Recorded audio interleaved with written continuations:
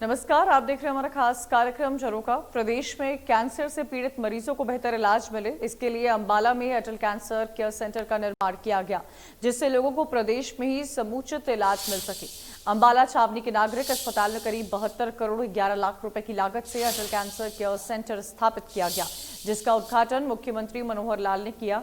जहां कैंसर के मरीजों को बेहतर इलाज मिल रहा है, मुख्यमंत्री की सौगात प्रदेशवासियों को मुख्यमंत्री ने यहाँ पर सौगात दी कि भगवान न करे किसी को तकलीफ हो, किसी को बीमारी हो और बीमारी के कारण से इन अस्पतालों में आना पड़े। अस्पताल में आना, मरीज आता है एक कष्ट लेके आता है। ये ठीक है, जब उसका इलाज हो जाता है, जब उस बीमारी से बाहर आता है तो फिर उसके मन पर एक संतोष का भाव होता है, एक प्रसन्नता को लेके जाता है। न केवल वो मरीज बल्कि उसके परिवार के लोग, जितने अभ्यागत सब साथ आए हुए होते हैं, वो भी सब और एक प्रकार से प्रसन्न होकर के जाते हैं। ये जो बीमारी कैंसर की है, इस बीमारी का वास्तव में कभी पता चलता नहीं है कि कब कैंसर आ गया, क्योंकि कैंसर की 4 स्टेजेस होती हैं, first stage, second stage, third और फोर्थ स्टेज। कभी कभी तो फर्स्ट स्टेज में डायग्नोज ही नहीं होता, पता भी नहीं लगता। सेकंड स्टेज में भी कम पता लगता है, सभी मरीज उस समय तक उनको जारी नहीं होती, मुझे जानकारी नहीं होती कि उनको कैंसर हो गया। लेकिन थर्ड स्टेज ऐसी स्टेज होती है जब तकलीफ भी शुरू होती है और उसको डायग्नोज भी कर लिया जाता है। थर्ड और फोर्थ स्टेज, ये बहुत कठिनाई भरी एक कहानी है। अपने यहाँ प्रदेश में कुल मिलाकर के कैंसर के मरीज ये बड़ी संख्या में ही आते हैं। लगभग 28,000 कैंसर ये यहाँ पर हर वर्ष हरियाणा के अंदर आते हैं, बड़ी संख्या। लेकिन कैंसर का इलाज आज विज्ञान के द्वारा, मेडिकल साइंस के द्वारा हम बहुत निकट पहुंच गए कि कैंसर के मरीजों को अधिकांश तौर पर हम बचा सकते हैं। एक समय ऐसा होता था जब इसको लाइलाज बीमारी कहा जाता था, कैंसर का दूसरा नाम मृत्यु होता था। उस समय पता लग जाए कि इस व्यक्ति को कैंसर है, बहुत सहानुभूति पूर्वक हम बात करते थे, मन में एक उसके प्रति प्रेरणा, उसके प्रति एक सहानुभूति जागती थी और उसको तरह तरह की सांत्वना हम लोग देते थे। लेकिन आज वो समय नहीं है। आज तो इस कैंसर का इलाज बहुत से प्रकार से ये होने लग गया है और इस कैंसर का इलाज अब कई प्रकार की विधि होती है। मानो उसमें केमोथेरेपी है, चाहे उसमें सर्जरी करके भी ठीक करते हैं, रेडियोथेरेपी करके भी ठीक करते हैं। ये इलाज कुछ वर्ष पहले तक कारगर थे और बहुत सफलता मिलती थी। लेकिन आज नई नई तकनीक भी आ गई है और इस मेडिकल विज्ञान में, मेडिकल साइंस में अब ऐसे ऐसे तरीके आ गए हैं कि उन तरीकों से बहुत सुलभता से वो तरीके अपने को मिल भी रहे हैं, उसका इलाज भी हो रहा है। चाहे उसके अंदर रेडिएशन थेरेपी हो, मेडिकल ऑन्कोलॉजी हो, सर्जिकल ऑन्कोलॉजी हो, ये सब नई नई तकनीक ये आ गई है। अब कैंसर की बीमारी ये क्षेत्र विशेष में भी अलग अलग प्रकार से होती है।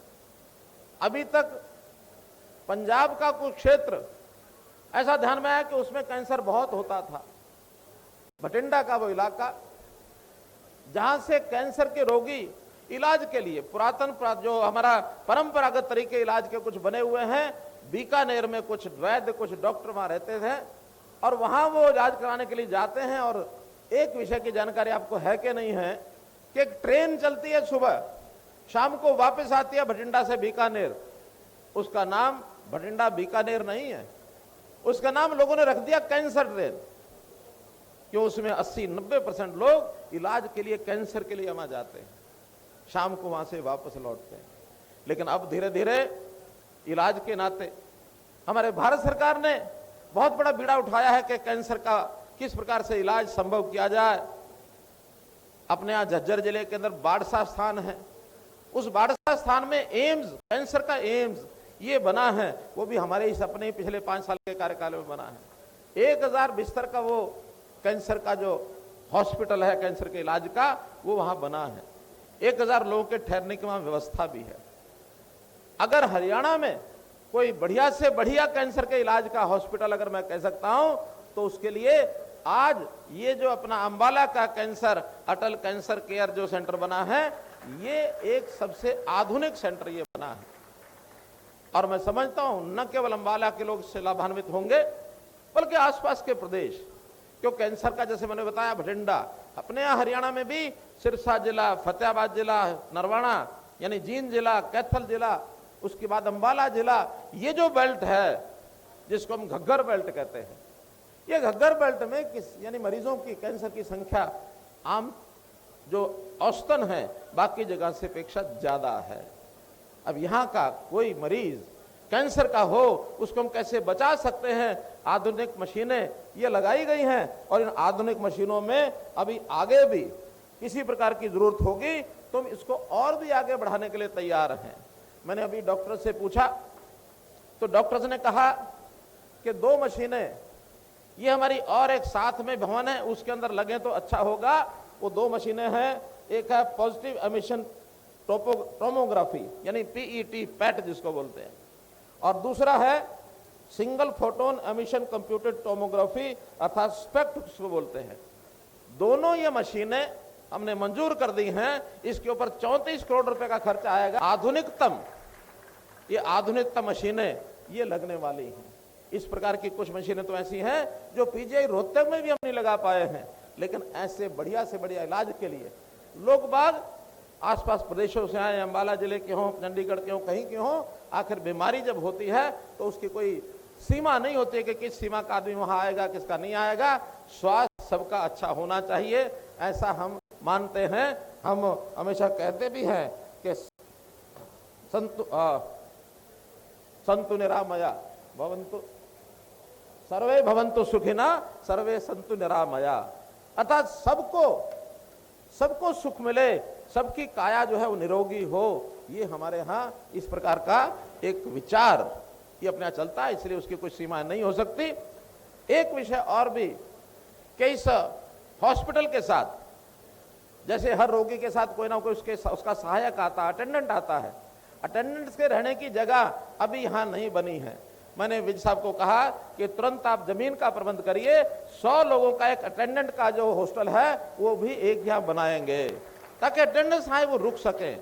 आज उनको धर्मशालाओं में इधर उधर भागना आना पड़ता है, तो इसलिए उसको भी हम ये सुविधा देना चाहते हैं। हमारे यहाँ कैंसर का जो रोगी होता है इलाज के लिए तो हमने सब कर दिया, लेकिन एक सीमा से आगे जब वो बीमारी कैंसर की बढ़ती है तो वो काम करने में भी सक्षम नहीं रहता है।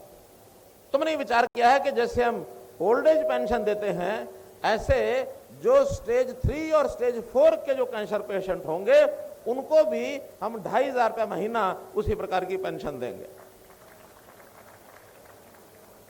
इसी प्रकार थैलेसीमिया ये एक ऐसी बीमारी होती है, सामान्यतः बच्चों में होती है, जिसका ब्लड बदलना पड़ता है बार बार। खून बदलने के लिए तो हमारे यहाँ सब अस्पतालों में व्यवस्था है, बड़े अस्पतालों में सब जगह कि मुफ्त में उनका ब्लड जो है वो सर्कुलेशन में उसको चेंज किया जाता है। लेकिन फिर भी एक एज के बाद थैलेसीमिया के जो रोगी हैं वो भी सक्षम नहीं होते काम करने में, तो ऐसे गरीब परिवारों के जो थैलेसीमिया के मरीज हैं उनको भी हम 2500 रुपया महीने की ये पेंशन मंजूर करते हैं। आखिर हेल्थ ग्राउंड पर भी एड्स के लिए हम पहले से दे रहे हैं। तो ऐसी बीमारियां जिनके लिए हमको लगता है कि इन बीमारियों के कारण से शरीर सक्षम नहीं हो पाता, ऐसे सब परिवारों को जैसे हम ओल्ड एज पेंशन देते हैं, विधवा पेंशन देते हैं, इसी प्रकार इनको भी इस प्रकार की पेंशन ये दी जाएगी। कोई कैंसर पेशेंट्स इनका इलाज ये भी आयुष्मान भारत के अंतर्गत जो हॉस्पिटल हैं उनमें मुफ्त इलाज होगा। 5 लाख रुपए तक का खर्च कोई आएगा तो वो उनको आयुष्मान भारत के अंतर्गत दिया जाएगा। अब इसको भी हम जो कैंसर हॉस्पिटल के जितने आयुष्मान भारत के जो लिस्टेड हॉस्पिटल्स हैं उन लिस्टेड हॉस्पिटल्स में यहाँ का जो कैंसर हॉस्पिटल है इसको भी उस लिस्ट के अंदर हम रजिस्टर कराएंगे, ताकि यहाँ भी किसी का इलाज होगा वो भी आयुष्मान भारत के अंतर्गत ये कराया जाएगा। मित्रों, इस प्रकार हम रोगियों के इलाज के लिए बहुत कुछ कर रहे हैं और आगे इंफ्रास्ट्रक्चर बढ़ाने के लिए ये ठीक है, हॉस्पिटल बढ़ाना, CHC, PHC, डिस्पेंसरीज बढ़ाएंगे, लेकिन बहुत से रोग ऐसे होते हैं जो गंभीर रोग होते हैं, उसके लिए स्पेशलाइजेशन यानी डॉक्टर्स की होनी चाहिए हम सभी मेडिकल कॉलेजेस में, और यहां तक अस्पतालों में भी हमने कुछ सीटें दे दी हैं कि जो स्पेशलाइज्ड डॉक्टर्स वो बनाए जाए ताकि इनकी किसी की कमी ना आए। जहां तक डॉक्टर्स का विषय है, आज डॉक्टर्स हमारे जितनी संख्या चाहिए उतने नहीं हैं। हम 2014 में जब सत्ता में आए थे मात्र 750 MBBS के एडमिशन होते थे, मेडिकल कॉलेज बहुत कम थे। हमने उसी समय कहा कि हर जिले में मेडिकल कॉलेज होगा, और मुझे खुशी है बताते हुए कि पिछले इस बजट सत्र में 4 स्थान बचते थे, चारों जिलों में भी हमने मेडिकल कॉलेज अनाउंस कर दिए हैं। 2025 तक हर जिले में मेडिकल कॉलेज ये बनकर तैयार हो जाएगा, और जो 700 2014 में सीटें थी, आज जो 1750 मेडिकल कॉलेज के जो छात्र MBBS के उनका एडमिशन होता है, और 2025 तक ये संख्या 3050 हो जाएगी। इसी के साथ इस बुलेटिन में इतना ही। तमाम खबरों के लिए आप देखते रहिए NJ न्यूज़ हरियाणा।